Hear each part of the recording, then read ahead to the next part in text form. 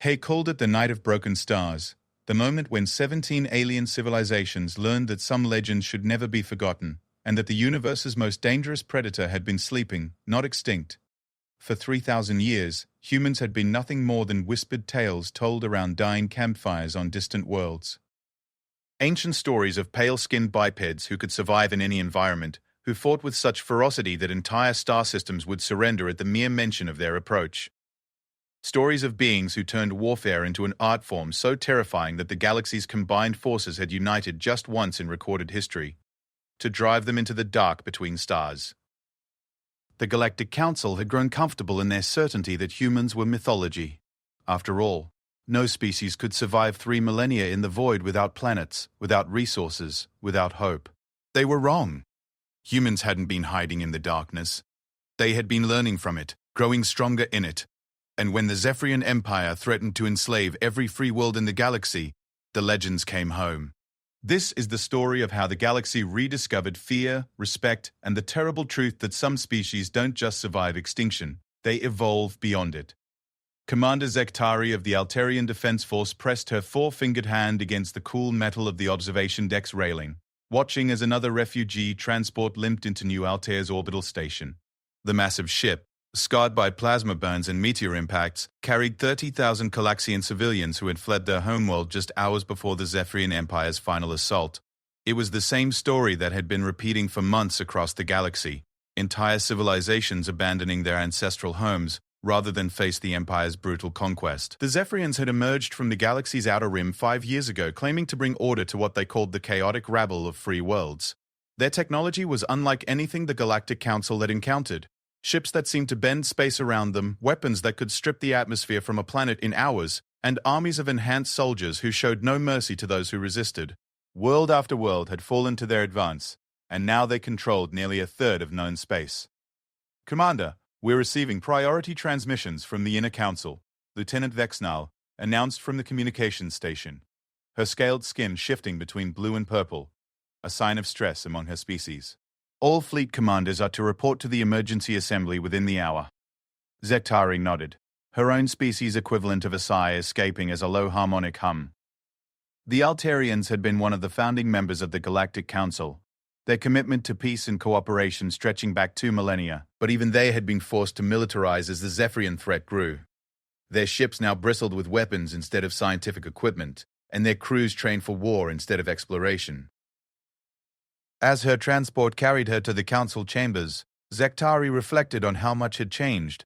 The galaxy had known peace for 300 years before the Zephyrians arrived.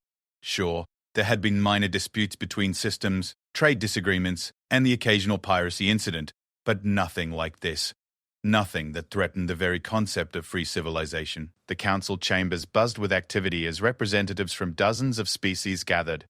The massive circular hall, built to accommodate beings of vastly different sizes and environmental needs, had been the site of countless diplomatic triumphs. Today, it felt more like a war room. Admiral Thorne, ex of the Crystalline Consortium, his mineral-based body reflecting the chamber's lights in fractal patterns, stood at the central podium addressing the assembly. "The situation grows more desperate with each passing day," the Admiral's voice resonated through the translation matrix, allowing every species present to understand his words in their native tongue. "The Zephyrian 4th Fleet has begun their assault on the Deneb sector. Intelligence suggests they will reach the core worlds within 6 months at their current pace." A wave of concerned murmurs rippled through the chamber. The core worlds represented the heart of Council space. Densely populated systems that housed trillions of beings. If they fell, organized resistance would become nearly impossible. "What of the combined fleet?" asked Representative Mulder of the Aquatic Union, her voice transmitted through the water-filled sphere that allowed her to participate in atmospheric meetings. "We have assembled the largest armada in galactic history." Admiral Thorne X's crystalline face somehow managed to convey grimness. "Our forces outnumber the enemy 3 to 1, but their technological advantage makes each of their ships worth 10 of ours. Computer projections suggest a 67% chance of defeat in direct engagement." The silence that followed was deafening. Zektari felt her heart sink. Yes, hearts plural, as her species possessed 3 of them. The Altarians had always been optimists, believing that any problem could be solved through cooperation and innovation. But this felt different. This felt like facing the inevitable. Perhaps it's time we considered the unthinkable, a voice said from the shadows near the back of the chamber.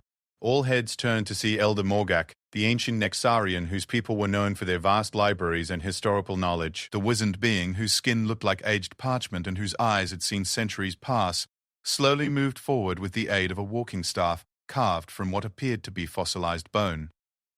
"Speak freely, Elder," Admiral Thornax said, his tone respectful. The Nexarians were revered for their wisdom and their perfect memory of galactic events. "There are stories," Morgak began, his voice like leaves rustling in an autumn wind. "Ancient tales from the time before the Council, when our ancestors first reached for the stars. Stories of a species so fierce, so utterly without mercy in combat, that they were feared across every corner of known space."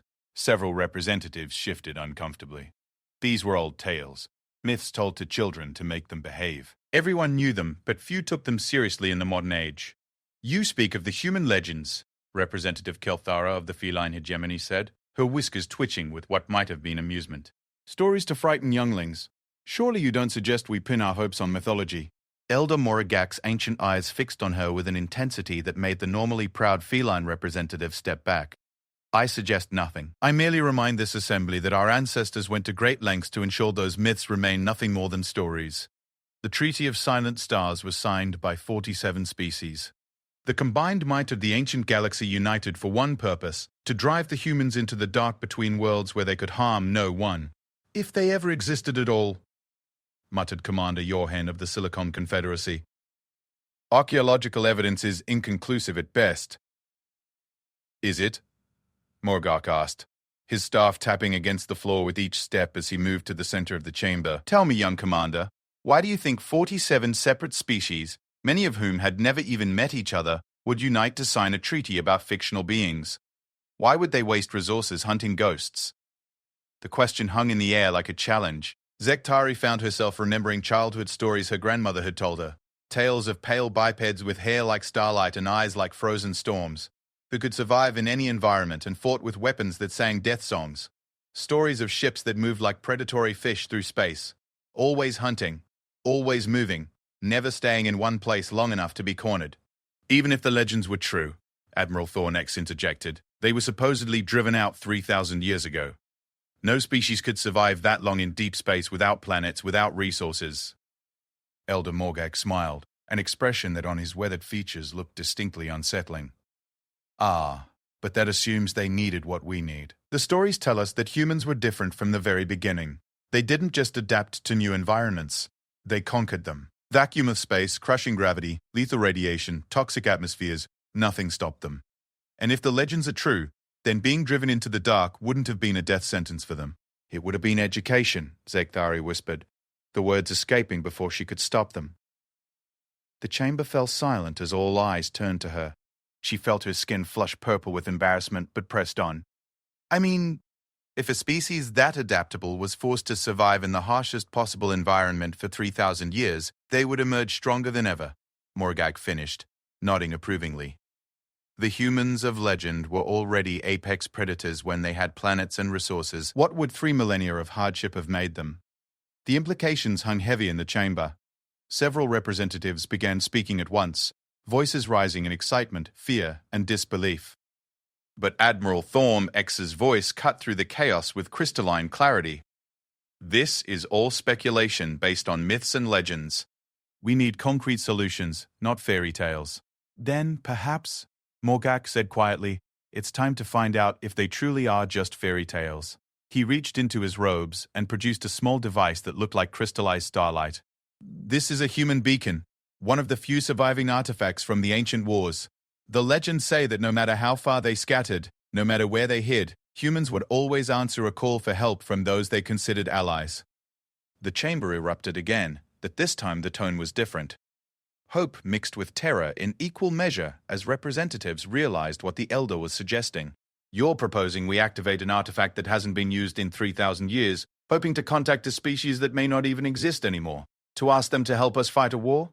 Commander Yorhen's voice was incredulous. "I'm proposing we stop pretending that conventional tactics will save us," Morgak replied calmly. "The Zephyrians are winning because they're unlike anything we've faced before. Perhaps it's time to respond with something equally unprecedented. Admiral Thorne X stared at the beacon for a long moment, his crystalline features reflecting the artifact's subtle glow. And if they are real? If they do answer, what makes you think they won't just finish what the ancient galaxy feared they would? The conquest of all civilized worlds. Morgak's smile returned, but this time it held a hint of dark humor. Because, Admiral, the legends also tell us that humans, for all their ferocity, had one weakness. They formed emotional attachments to those they chose to protect.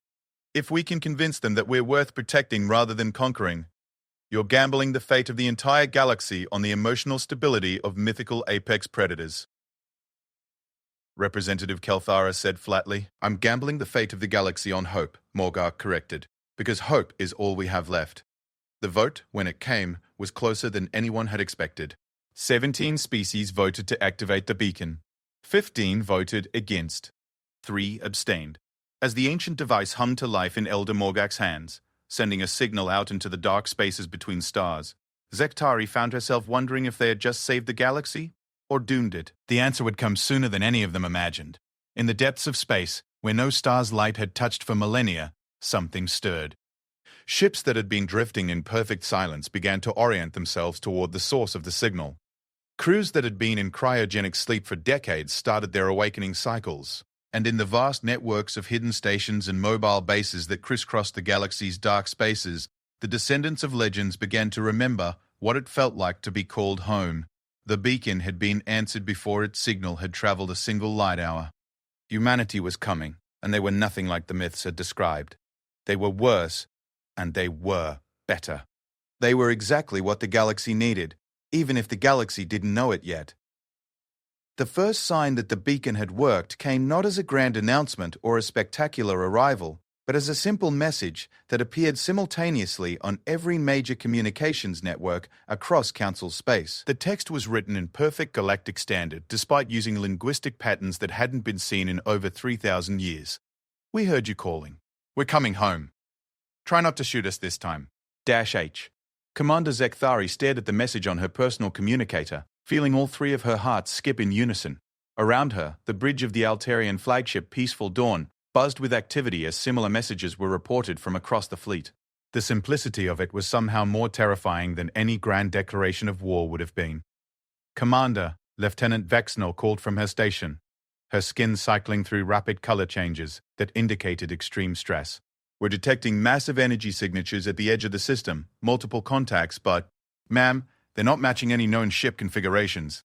Admiral Thorne X's voice crackled through the communication system from the fleet command vessel. All ships maintain current positions. Do not engage any unidentified contacts unless they show hostile intent. We may be about to meet legends made real.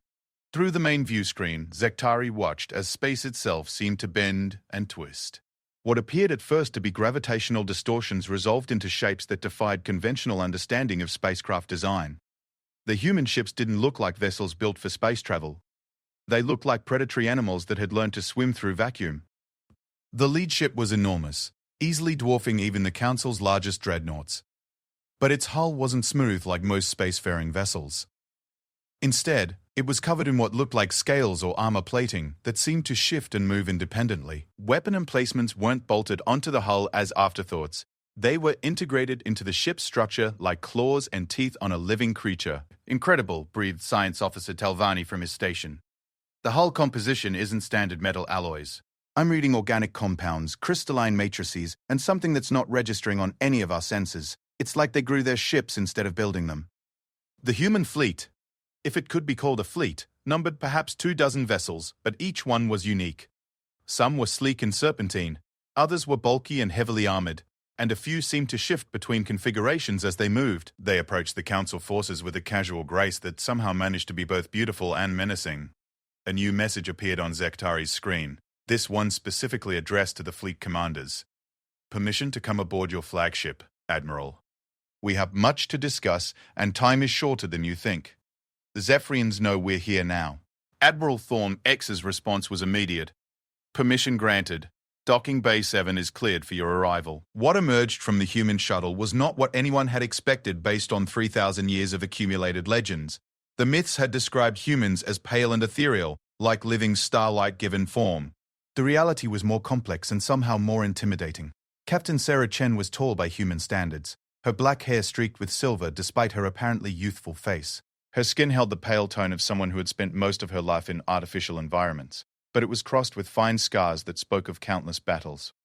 She wore what appeared to be a form-fitting bodysuit that seemed to be made of the same shifting material as her ship's hull, and when she moved, it was with the fluid precision of a born predator. More unsettling were her companions. The human delegation included individuals who had clearly been modified beyond standard biological parameters. One man's arms had been replaced with cybernetic appendages that flexed and moved with impossible smoothness. A woman's eyes glowed with a faint blue light, and when she turned her head, the iris would flicker with data streams that were somehow visible to observers. Another crew member's skin had a metallic sheen that rippled like liquid mercury when light hit it. Admiral Thorne X, Captain Chen said as she approached the crystalline being, her voice carrying an accent that was hauntingly familiar despite being unheard for millennia. It's been a long time since humans and the Council spoke as allies. Captain, the Admiral replied formally. I confess, many of us weren't certain humans still existed. Chen's smile was sharp as broken glass. Oh, we exist. We've been busy while you've been building your peaceful civilization. Learning, growing, adapting. 3,000 years is a long time to perfect the art of survival. She gestured to her modified companions. Meet my crew. This is Marcus, our tactical specialist. The man with cybernetic arms nodded. Elena, our information warfare expert. The woman with glowing eyes smiled, and data streams flickered faster across her iris. And David, our ship's interface coordinator. The man with metallic skin raised a hand in greeting, and when he did, fine filaments of metal extended from his fingertips like living circuits. Impressive adaptations, Commander Zektari said, trying to keep her voice steady. But the Zephyrian threat is unlike anything the galaxy has faced. Their technology is stolen, Elena interrupted, her voice carrying harmonic overtones that suggested direct digital communication overlay. Scavenged from a dozen different extinct civilizations and cobbled together without understanding the underlying principles. We've been watching them for months. Watching them. Admiral Thorne, X's voice sharp. From where? Captain Chen's expression grew serious. Admiral, you need to understand something about how humans have survived for 3,000 years in exile. We didn't just hide in the dark spaces, we made them our home. We built cities inside asteroids, habitats in nebulae, mobile stations that follow comet trails. We learned to live everywhere the rest of the galaxy considered uninhabitable. Marcus stepped forward, his cybernetic arms making subtle adjustments that looked unconscious but were clearly purposeful. The Zephyrians have never faced an enemy that doesn't depend on fixed positions, supply lines, or predictable tactics. They've been winning because they fight civilizations that need planets, that require infrastructure, that can be cornered and destroyed. You're describing guerrilla warfare on a galactic scale, Zektari realized. We're describing human warfare, David corrected, his metallic skin rippling with patterns that seemed to follow the rhythm of his words. Every engagement they've won has been because they could predict what their enemies would do. They can't predict us because we don't think like you.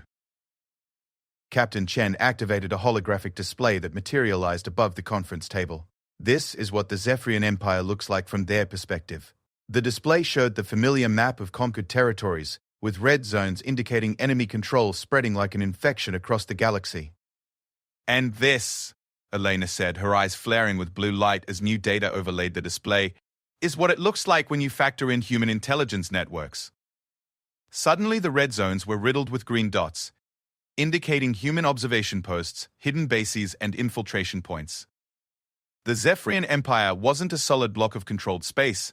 It was a honeycomb, and humans had been living in the gaps. You've been inside their territory this entire time, Admiral Thorne X said, his crystalline voice tinged with something between admiration and horror. We've been everywhere, Marcus confirmed. Their command ships, their supply depots, their communication networks. The only reason we haven't acted before now is because we weren't sure if the galaxy wanted our help, or if you'd just try to drive us out again once the crisis passed. The accusation hung in the air like a blade. Everyone present knew the history, how the ancient galaxy had united against humanity not because they were evil, but because they were too good at war, too adaptable, too relentless, too willing to do whatever it took to win.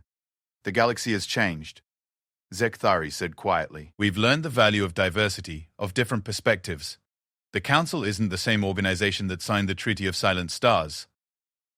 We know, Chen replied. We've been watching you too. Watching you build something beautiful, something worth protecting. That's why we answered the beacon. Alina's eyes flickered again, and new information appeared on the holographic display. The Zephyrian 4th Fleet is currently 3 days out from the Deneb sector.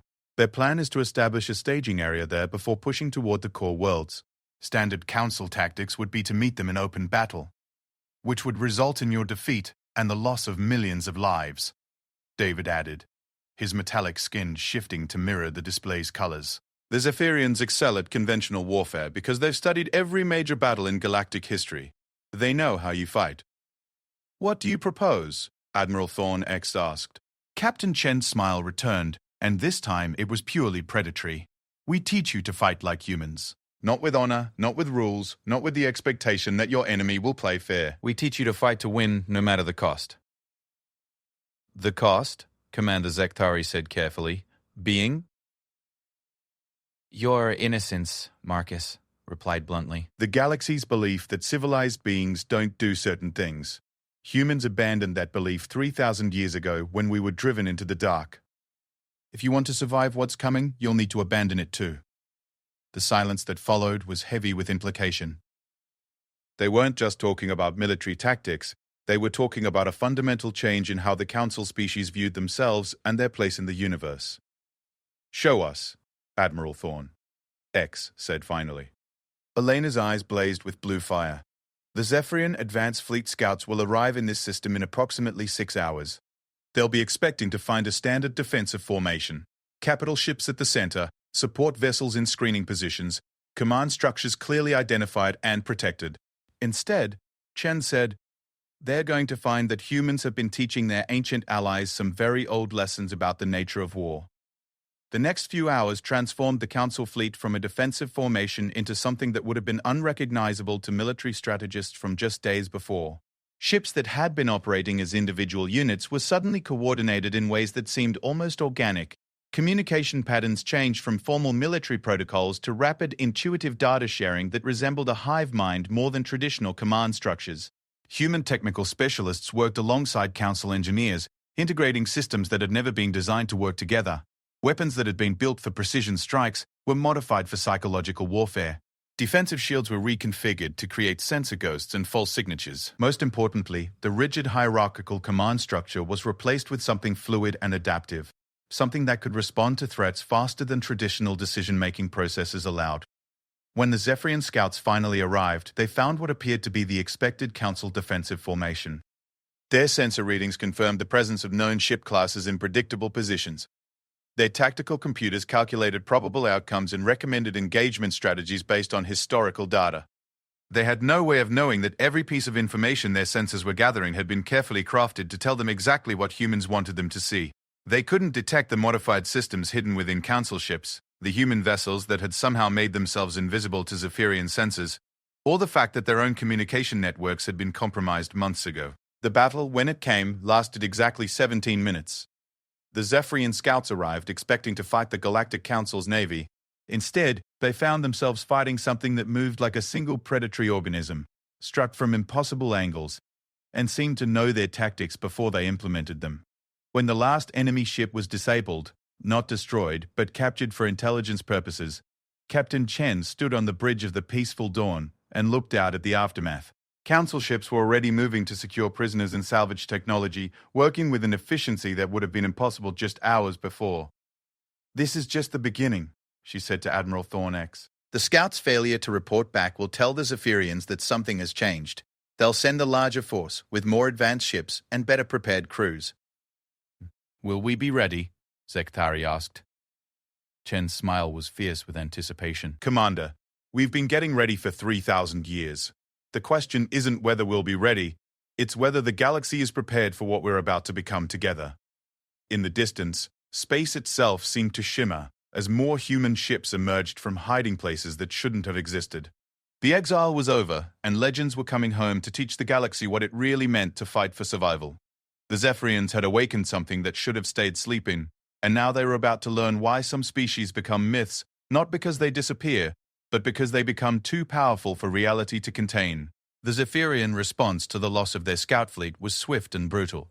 Within 48 hours, Emperor Vexil himself arrived at the edge of Council space aboard the massive flagship Worldbreaker, accompanied by the entire Second Armada, over 300 ships representing the most advanced military force the galaxy had seen in millennia. The Emperor's message to the Council was simple and direct: surrender unconditionally or watch every inhabited world burn. Admiral Thorne 2X stood in the combined fleet's new command center, a hastily constructed facility that exemplified the fusion of Council and human technologies. Crystalline control surfaces interfaced seamlessly with organic computing systems, while holographic displays showed real-time tactical information gathered by sensors that operated on principles the Council scientists were still trying to understand. "They're not taking any chances this time," Captain Chen observed, studying the massive enemy formation approaching from the outer system. "Vexthal brought enough firepower to sterilize a dozen star systems. He's not planning to conquer us. He's planning to make an example of us." Commander Zektari felt her heart hammering as she watched the Zephyrian fleets approach. Even with everything they had learned from humanity, even with the modifications and tactical innovations of the past few days, the enemy force was overwhelming. The Council fleet numbered barely 200 ships, and while their capabilities had been dramatically enhanced, they were still outnumbered and outgunned.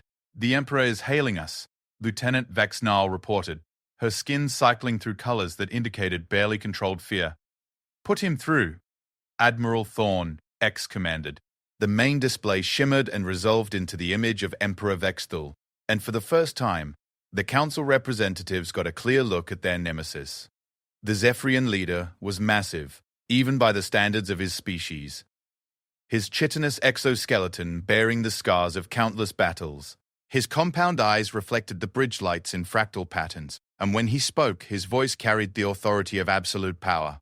"I am Emperor Vexthal, master of the Zephyrian Empire, conqueror of the Outer Rim, and bearer of the Crown of Stars. You have destroyed ships under my command and rejected my offer of merciful incorporation into the Empire. For these transgressions, your civilizations will be reduced to ash, and your worlds will serve as monuments to the folly of resistance." Admiral Thorne X stepped forward, his crystalline form reflecting the Emperor's image in countless facets. "I am Admiral Thorne X of the Galactic Council. We reject your authority and will defend our freedom with everything we possess." "Oh, freedom," the Emperor said, the word dripping with contempt. "A concept that leads only to chaos and suffering. The galaxy requires order, discipline, purpose. These things I provide. Your freedom has made you weak, divided, ineffective. You could not even defend yourselves against a single scouting force." "Actually," Captain Chen said, stepping into view of the communication pickup, "that was us." The effect of her appearance on the Emperor was immediate and dramatic. The massive Zephyrian leader reared back as if struck, his compound eyes widening in what was unmistakably recognition and fear. "Impossible," Vexthal breathed. "The humans are extinct. We verified this. We searched the dark spaces for centuries." Quote. Chain's smile was sharp as a blade. "Did you really think 3,000 years of exile would kill us, Vexthal? Did you think we'd just lie down and die in the dark?" The Emperor's composure cracked entirely. You were supposed to be gone. The ancient treaties, the exile protocols, the systematic elimination of your hiding places made us stronger," Chen finished. "Every challenge you threw at us, every attempt to finish what the ancient galaxy started, just taught us new ways to survive, new ways to hide, new ways to hunt." Alina stepped into view, her cybernetic eyes blazing with blue fire. "We've been watching you for decades, Emperor, learning your language, studying your technology, infiltrating your networks.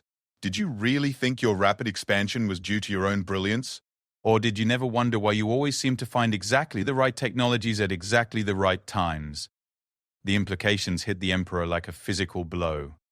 You've been manipulating our development, using us, using you to eliminate the weaker civilizations that couldn't adapt. Marcus confirmed, his cybernetic arms making minute adjustments that spoke of weapons being prepared. Using you to test the strength of the species that remained. Using you to identify which worlds were worth saving and which populations had the will to fight. David's metallic skin rippled with patterns that matched the data streams flowing across the command center's displays. The Zephyrian Empire has been humanity's unknowing recruitment tool for the past 5 years. Every species that chose to fight rather than submit.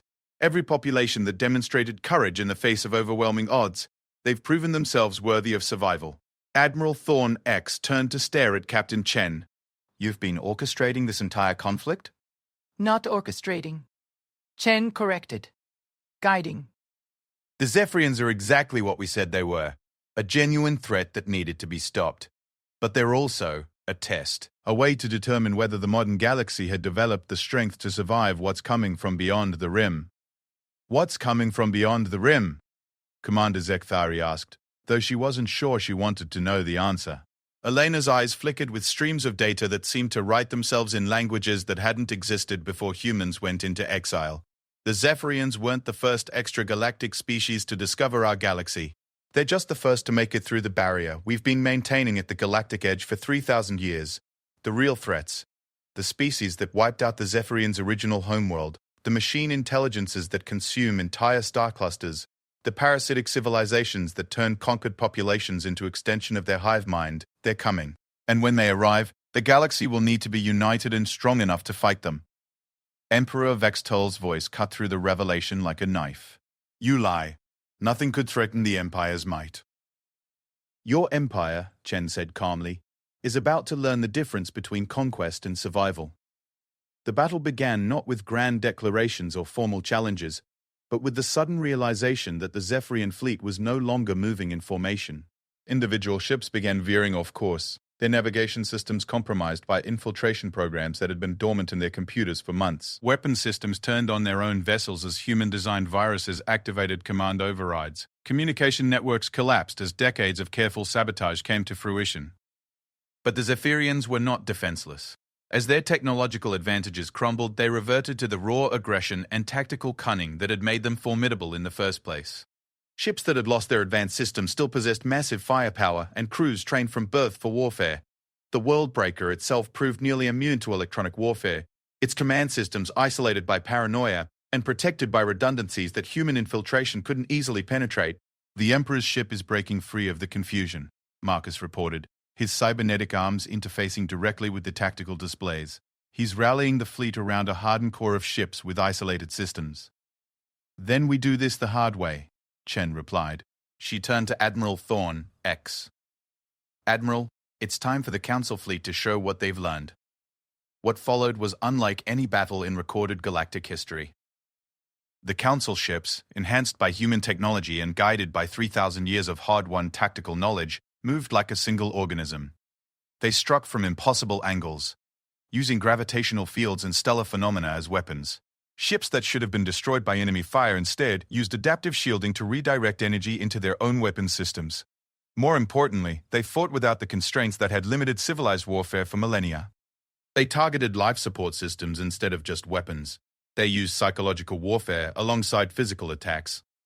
They adapted their tactics in real time based on enemy responses, showing a flexibility that had been bred out of military doctrine by centuries of peaceful cooperation. Commander Zekhtari found herself in command of a squadron of modified Altarian vessels, their peaceful exploration equipment converted into tools of war by human ingenuity. Target the Emperor's escort vessels, she commanded, her voice steady despite the chaos around her. Disable their engines and leave them for the human ships to handle. The battle raged for hours, ships exploding like dying stars against the backdrop of space. But gradually, the tide turned. The Zephyrian fleet, for all its individual power, couldn't adapt to enemies that refused to fight by established rules. Their tactical computers, programmed with the accumulated wisdom of 1,000 conquered civilizations, had no protocols for dealing with opponents who treated warfare as a form of art rather than a science. Emperor Vextol's Worldbreaker stood alone at the end, surrounded by the combined human and council fleets. The massive vessel still possessed enough firepower to destroy dozens of enemy ships, but it was trapped, isolated, and facing defeat for the first time in its existence. Surrender, Emperor, Admiral Thorne X broadcast. Your fleet is broken, your empire is compromised, and your war is over. Never? Vextol snarled. The Empire does not surrender. If I cannot conquer this galaxy, I will ensure that no one else can claim it. The Worldbreaker's superweapon began charging, a planet-killer device that could sterilize entire star systems. But before it could fire, space itself seemed to fold around the massive ship. Human vessels that had been invisible to all senses suddenly materialized at point-blank range, their hull-mounted weapons already firing. The Worldbreaker died not in a glorious explosion, but in a systematic dismantling. Human precision strikes disabled its weapons, its engines, its life support, and finally its command systems. Emperor Vex Thul's final transmission was a single word: impossible. In the aftermath, as rescue crews worked to save survivors from both fleets and intelligence teams began the massive task of securing Zephyrian technology and records, Captain Chen stood with Admiral Thorne, X, on the observation deck of the Peaceful Dawn. Around them, the combined fleet was already beginning to reorganize itself, human and council vessels working together with an efficiency that spoke of permanent integration rather than temporary alliance. "What happens now?" Zakhtari asked, joining them at the viewports. "The Zephyrian Empire is broken, but you said there are worse things coming." Chen nodded, her expression serious. "Much worse. And the galaxy will need to be ready. The Council will need to expand, to include species that have never been part of a peaceful confederation. Military technology will need to advance beyond anything we've achieved so far. Most importantly, every civilization in the galaxy will need to accept that the Age of Innocence is over." "The Age of Humanity has returned," Admiral Thorne X said, but his voice held no accusation. "No," Chen corrected. "The Age of Unity has begun. Humans alone couldn't have stopped the Zephyrians. We needed the Council's resources, infrastructure, and moral authority. The Council alone couldn't have won this war. You needed our experience, adaptability, and willingness to do whatever victory required. Together, we can build something neither of us could achieve separately." Elena materialized beside them, her cybernetic form rippling with data streams. "The first extragalactic scout vessels will arrive within 10 years.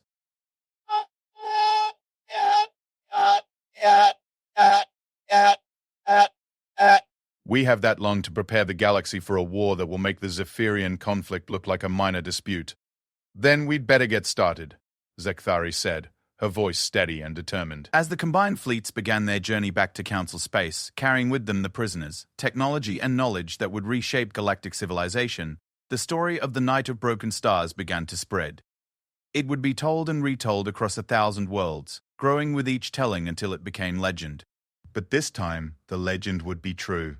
Humanity had returned not as conquerors, but as teachers, showing the galaxy what it meant to survive in a universe that cared nothing for civilization, morality, or hope. The Council had learned that sometimes peace could only be preserved through strength, and that strength sometimes required sacrificing innocence for wisdom. Together, they had broken the Zephyrian Empire and forged something new, a galactic confederation that combined the best of both philosophies. A civilization that could build beautiful things and fight terrible wars. A species that had learned to be human. The real test would come when the stars began to die, when machines the size of planets crossed the galactic void, when parasites that could rewrite reality itself arrived to claim their newest conquest. But that would be tomorrow's war. Tonight, under the light of broken enemy ships and the glow of surviving stars, the galaxy slept peacefully for the first time in years. Protected by legends that had learned to be real, watched over by ghosts that had chosen to become guardians, and defended by the children of species that had finally learned what their ancestors had feared to understand. Some myths were meant to stay buried, others were meant to come home when the galaxy needed them most. And sometimes, the scariest bedtime stories were the ones that ended with, "and they all lived happily ever after." Because those were the ones that suggested the monsters had learned to love something more than they loved being monsters. The Age of Legends was over. The Age of Humanity, all of humanity, in all its beautiful and terrible diversity, had begun.